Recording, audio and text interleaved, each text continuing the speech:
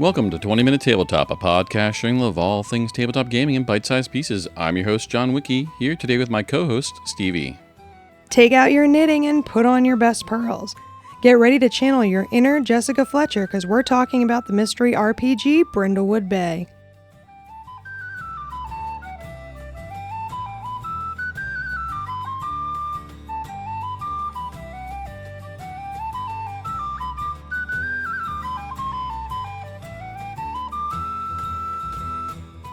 So, let's turn to the rulebook on page 4 for an introduction of Brindlewood Bay. Brindlewood Bay is a role-playing game about a group of elderly women, members of the local Murder Mavens Mystery Book Club, who find themselves solving actual murders in their quaint New England town. They become aware of a dark conspiracy connecting the murders, and will eventually have to defeat the dark conspiracy to save their community.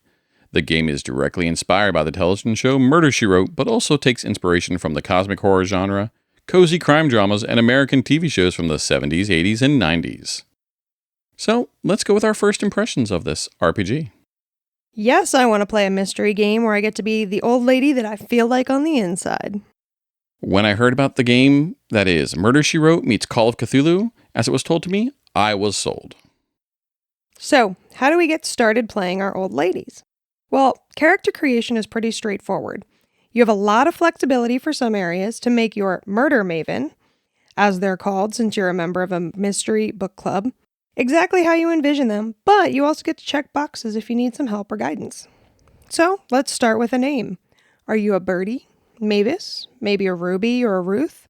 Note, you can order these steps as you like. Maybe you don't know the name that fits until you fill in the rest. And next you have their style. This can lend to their personality or maybe just their past. Are you a Dorothy Zbornak? Maybe just wear all the cardigans, or you rock that classic Jackie O style. Next, you add a cozy activity. So what is your hobby? Do you bake, or maybe you're into gardening? Maybe you're a little more arts and crafts, or you knit, or quilt, or scrapbook. This can be really any activity you want it to be.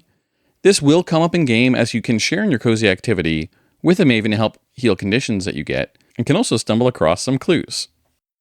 Everyone starts with the same ability scores. You have vitality, composure, reason, presence, and sensitivity.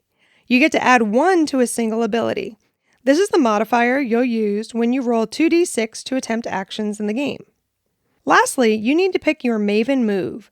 No two mavens can start with the same move, but as you advance, you can overlap as you gain new moves. These moves are how your maven stands out from the rest. There are 2 sets of moves, the classic and an alternate set. Your keeper, which is what we call the GM in this game, chooses which set will be used for the campaign, and only those will be used for balance and consistency. The classic moves are inspired by male detectives in American TV shows from the 70s, 80s, and 90s, such as Frank Columbo, Angus MacGyver, and Michael Knight. They give you a name, a description, and then some advice on why you might want to pick this move. The Columbo move helps you be taken not too seriously by an elite, and therefore you'll find extra clues when you're meddling in places with the rich and famous, just like the TV show. The alternate maven moves are largely inspired by characters from mystery books, so you'll find ones like Encyclopedia Brown or Sherlock Holmes. There are a few extra things that happen in your first session that are related to your character creation. Now, what I love about this first session process is it really walks you through everything, and it is very thoughtful and inclusive. Step 4 is going around the table. Each participant should state their name, their pronouns, and anything else the group might find interesting about them. Step 5 is CATS. CATS is an acronym that stands for Concept, Aim, Tone, and Subject Matter. This walks you through those 4 topics written out for you as a guide to establish some basic expectations for what is in this game and what it's about and what we're going to be doing during this first session. It is important to note that while we're talking about elderly ladies and cozy activity, the tone does move between cozy and creepy. It can be kitschy or campy, but the dark and menacing is there and should be considered serious by the characters when it happens. If you want more, you can read all about it on page 156 from the rulebook, or if you're interested, you can reach out and I can even share more that will help you decide if this game is for you. Step 6 is safety tools. They recommend the open door policy, the X card, and lines and veils. You can find out more about each of these by Googling their name with safety tools and maybe TTRPG. Again, it provides you suggested scripted portions as well to assist you, and these can be applied to any game. These are great for all games and help provide a safe space for gaming, so I highly suggest reading about them, and we'll link them in the show notes. Now, in the steps, character creation can be done now or ahead of time. After this, we discuss characters. Additionally, you add 3 key elements to their backstory: their deceased partner, their children or pets, if any, and their career before they came to Brindlewood Bay. This all gives some backstory and depth to your characters in a limited manner, so you can still grow it out from there. Finally, we have a cozy little place. These are objects around the Maven's home. Each other player will name an object for you to include on that list in your sheet, with thought to how that fits into the character's life based on what they know. You can make slight adjustments to make them fit your character. I personally like to let players each give one item to themselves. These will be able to provide a mechanical advantage in the game, which we can talk about in the next section. Well, why don't we jump into the next section about playing the game? So, Brindlewood Bay is a D6 system. When you need to roll for something, you roll 2 6-sided dice, add them together, and add the appropriate modifier from the most relevant ability score. So you're looking to hit a 7 or more in total. And depending on the type of the roll, you can have various degrees of success. You can get advantage or disadvantage when you roll 3 dice and take the best or worst 2 appropriately.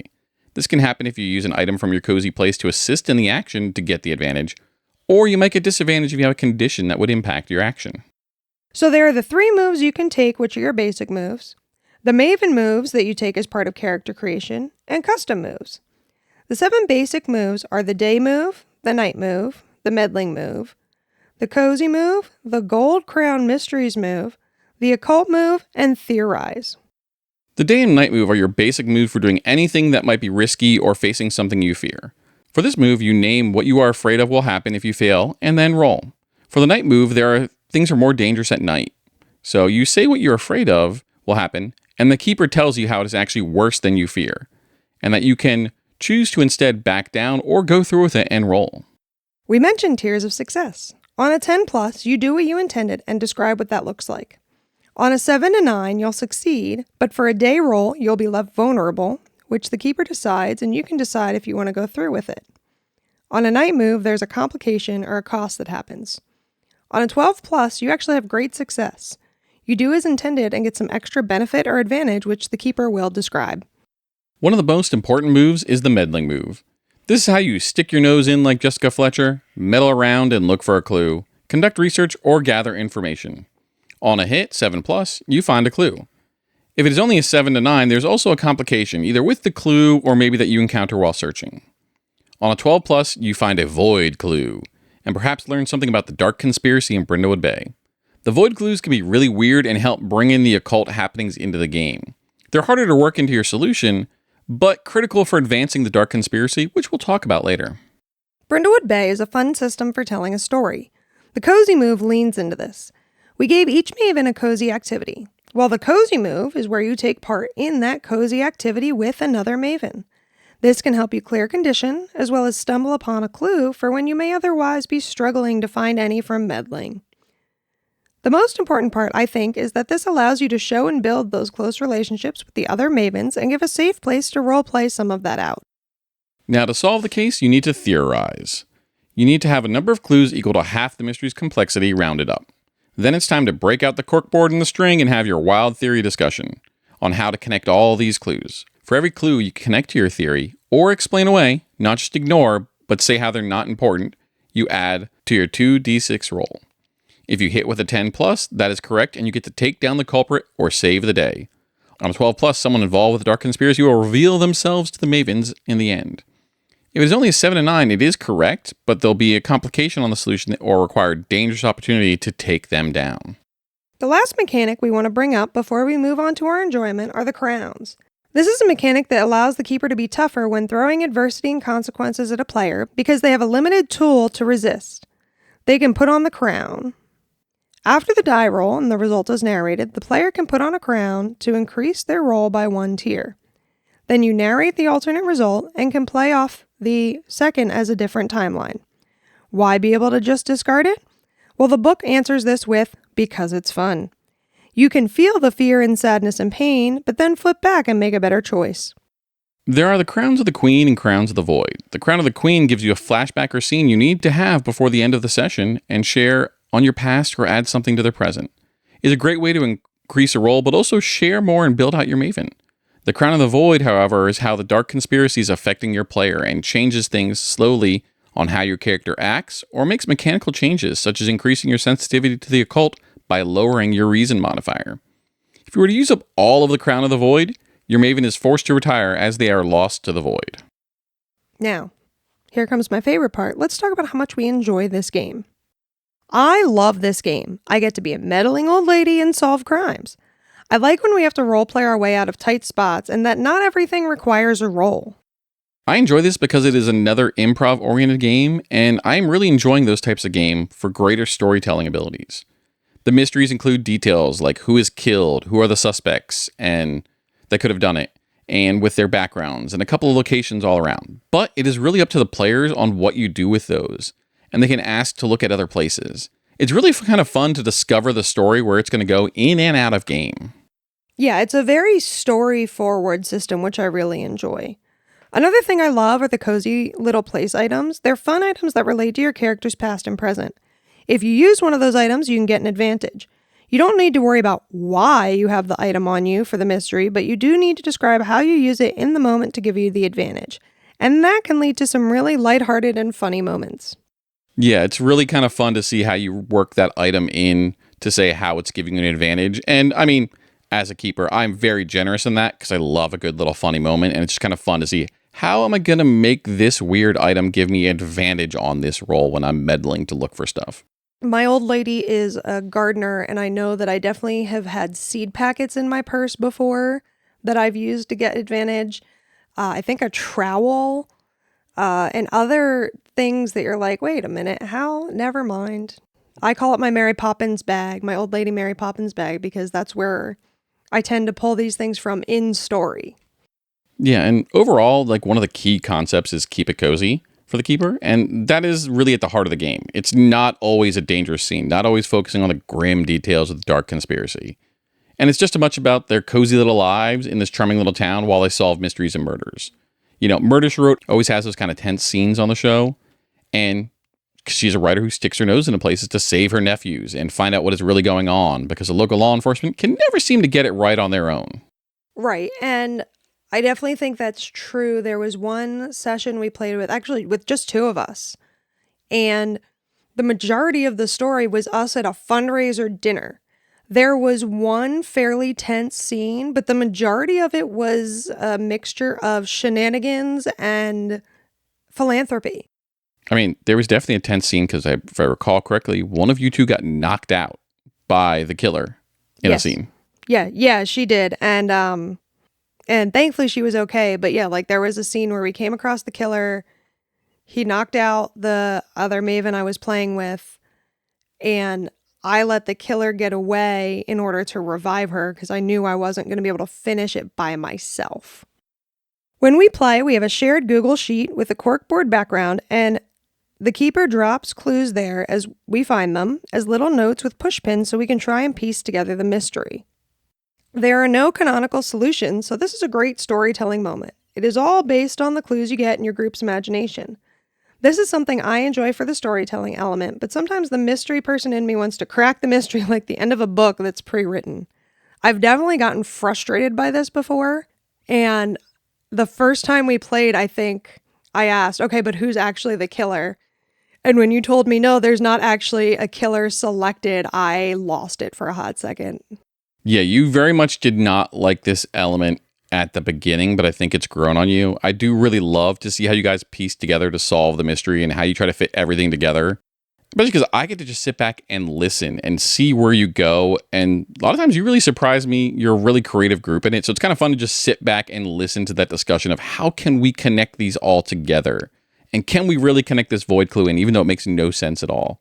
And it's really fun. But yeah, it's one of those too, at the beginning, it's like, oh, there's no solution. I'm not solving the mystery, but at the same point, you're creating it. So if you lean in the creative side of it and that, you know, that side of the storytelling, it can be really fun. I definitely still look for the most logical solution though. And because of that, there's been a time or two where our foursome splits 2 and 2 on who the killer is. And we have to kind of talk it through because I want a logical solution and some of the other players want the funny solution. I also really enjoy a good nesting mystery. You solve these one-off murders, but as you do, you're peeling back the layers and finding something else is going on in the town. And that's where the creepy or darker side kind of layers in. And you get these weird void clues that are essentially just the offshoot about what is going on, but there really is a secret group working together. And, one of the things that's cool is they held a Kickstarter to expand their main book and add a whole other group of mysteries in the book called The Nephews in Peril, in which is really a lot of fun. I've pulled a couple from there that we've already played. They give you ideas for this group, the Midwives of the Fragrant Void, that may have as their origin. So this is the group that's working in the secret society behind the scenes.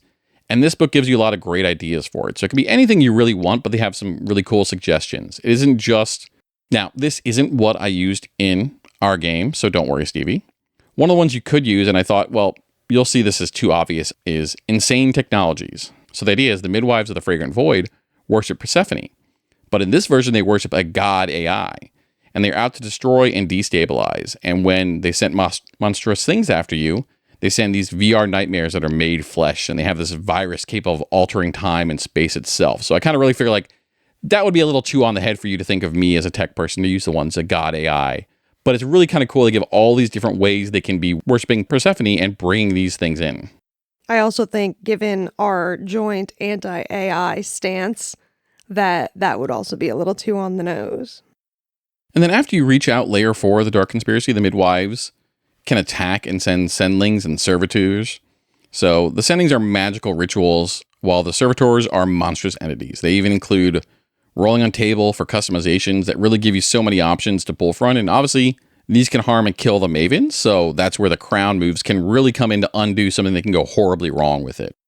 Now, because we haven't played this far in our home game, we're going to stop here so that there's no spoilers for me. But if you have questions about the sort of end game of the overall arc, please feel free to email us and John can tell you way more about that. And the other nice thing is that because not everybody was available all of the time, the sessions are short enough that you can drop in and out as needed. Like I said, there's one time where there were just 2 of us. Now, after that game, we decided that wasn't quite enough. We needed some more help with rolling. So I think 3 would be the minimum I'd be comfortable with. But we usually played with 4, and that's a nice group size, especially if you need to split the party, because we would go 2 and 2. Yeah, it works great for those scheduling problems where, look, when you're running a long-term D&D campaign, when you're running Pathfinder, when you're doing something else, and one of your party members is missing, you're picking up from where you left off last time. All of these are individual, mysteries. So you're all a part of the Maven Club, but you're all retired. Maybe one of you is off visiting one of your nephews or visiting one of your grandkids.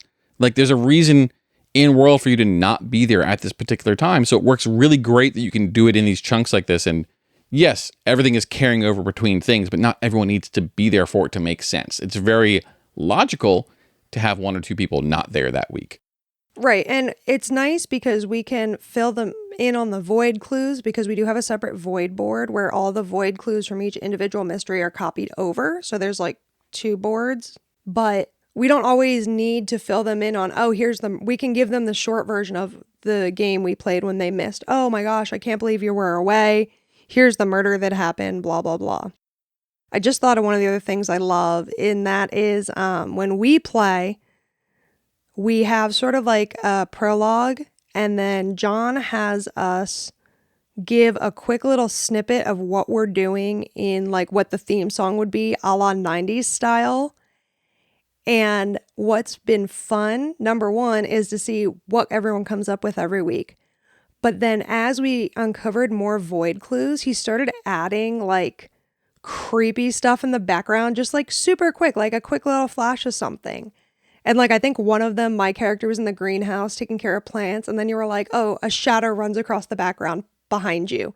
So it's just like a quick momentary reminder of something darker going on, but we still got to riff off of that cheesy 90s theme song vibe. So let's talk about length of play. Our sessions normally last around 2 hours and change, but have gone longer when we have trouble finding clues or disagree about how to use those clues. Yeah, this can be really very chaotic on your group. If they're very chaotic and you play through a lot of the role playing in different scenes until you actually have a role, sometimes things can get long. And sometimes you guys have a lot of fun and you just forget that you're supposed to look for a clue. And you role play in the scene and do lots of fun stuff and then never actually meddle because you're just having a lot of fun riffing off it. And it's a lot of fun. But that can obviously vary the length of the game. And also, if you roll really, really well and roll a lot, yeah, you're going to get a lot of clues real quick. So.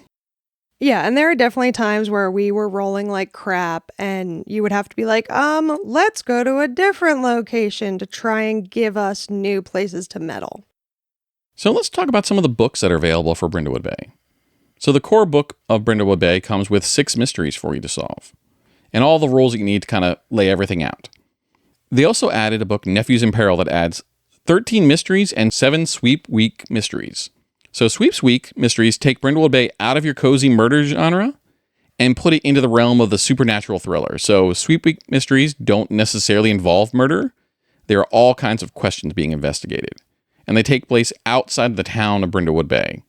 They have a stronger focus on supernatural elements, and they are side stories. So the Midwives of the Fragrant Void mystery maybe not factor into the Sweep Weeks mysteries, but they're kind of like in that genre of TV where they kind of be these extra episodes you'd throw in there. The book also gives you additional locations and characters for the village of Brindlewood Bay that kind of builds out the community that these little old ladies live in. From the Kickstarter, and one of my favorite things is the Brindlewood Bay Community Cookbook. It is a real cookbook with recipes that are from the characters around the town of Brindlewood Bay. It also has a solo mystery to be solved, as the margins have notes from the Mavens written about a cold case for you to solve. It's so well made to look like the type of community or church cookbook you'd get in a small town, and it gives that perfect charm to fit in. It was a Kickstarter exclusive, so it's a little harder to find, but it is a very fun addition. Yeah, in addition, there are other writers that are creating their own mysteries for Brindlewood Bay that you can find and make them your own. So there's a lot that you can kind of pull in here to easily add content here. And it's a lot of fun. You can even write your own mystery if you want to. So let's wrap it up with our final thoughts about Brindlewood Bay.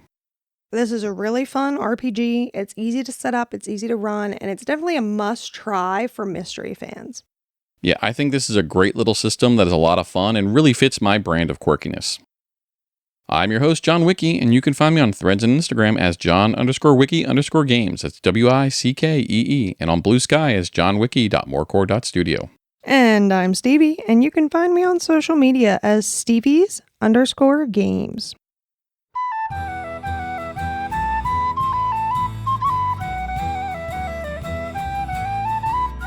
20-Minute Tabletop is a Morecore Studios production. Theme song by Arthur Rowan, Morecore art by Sita Duncan. Do you want more tabletop gaming fun? Subscribe to 20-Minute Tabletop on Spotify, Apple Podcasts, Google Podcasts, or wherever you get your podcasts. Like what you hear? Leave us a review while you're there or tell a friend. Find out more on our website, 20mintabletop.com. That's the numbers 20mintabletop.com. Or connect with us on Threads and Instagram as @20mintabletop, @20mintabletop. Thank you and roll with fortune.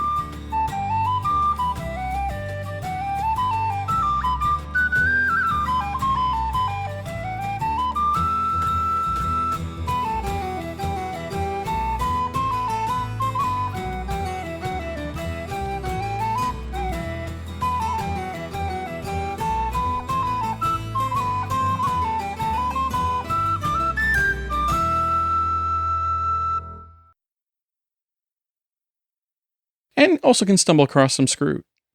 And can also stumble across some clues. Go ahead, laugh. That was so hard.